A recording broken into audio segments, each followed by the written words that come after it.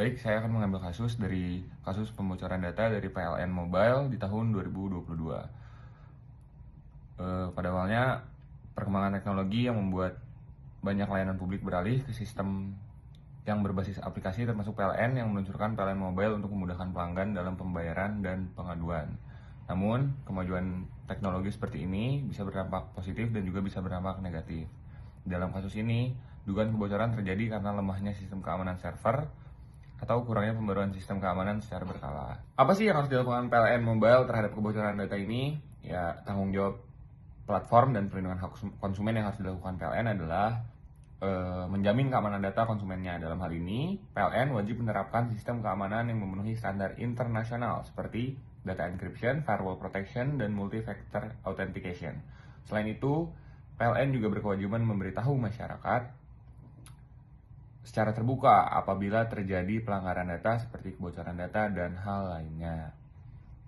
Dari sisi perlindungan konsumen, kebocoran data semacam ini dapat menimbulkan kerugian, baik secara ekonomis maupun psikologis. Misalnya, data pelanggan bisa digunakan untuk penipuan atau phishing. Berdasarkan Undang-Undang Nomor 8 Tahun 1999 tentang Perlindungan Konsumen, masyarakat berhak memperoleh rasa aman dan jaminan kerahasiaan atas data yang mereka berikan kepada penyedia layanan. Maka dari itu, kelalaian dalam menjaga keamanan data dapat dianggap sebagai bentuk pelanggaran terhadap hak konsumen. Apa sih dampak negatif dari kebocoran data yang disebabkan oleh PLN Mobile ini? Kasus kebocoran PLN Mobile bukan hanya pada sektor energi dampaknya, tapi juga terhadap kepercayaan publik terhadap layanan digital seperti pemerintah dan BUMN. Banyak masyarakat yang akhirnya ragu untuk menginput data pribadi mereka di aplikasi layanan publik karena takut datanya bocor kembali. Kondisi ini tentu menghambat digitalisasi layanan yang sedang digencarkan oleh pemerintah. Sementara di sisi lain, insiden seperti ini juga menjadi pelajaran berharga bagi sektor fintech.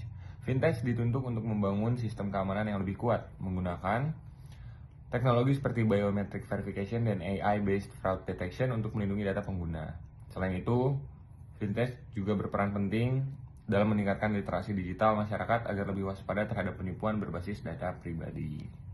Sebagai penutup, kasus kebocoran data PLN Mobile memperlihatkan bahwa perlindungan data pribadi bukan hanya tanggung jawab perusahaan swasta, tetapi juga tanggung jawab lembaga negara. Di era digital, data adalah aset sekaligus kewajiban hukum yang harus dijaga. Maka penguatan regulasi dan pengawasan menjadi hal yang sangat penting, terutama terhadap sistem elektronik yang dikelola oleh pemerintah di BUMN. Kita sebagai mahasiswa hukum harus peka terhadap isu ini, karena perlindungan data pribadi merupakan bagian dari hak asasi manusia di era digital. Dengan penerapan hukum yang tegas dan kesadaran digital yang tinggi, Indonesia bisa membangun sistem informasi yang lebih aman, transparan, dan berkeadilan. Terima kasih.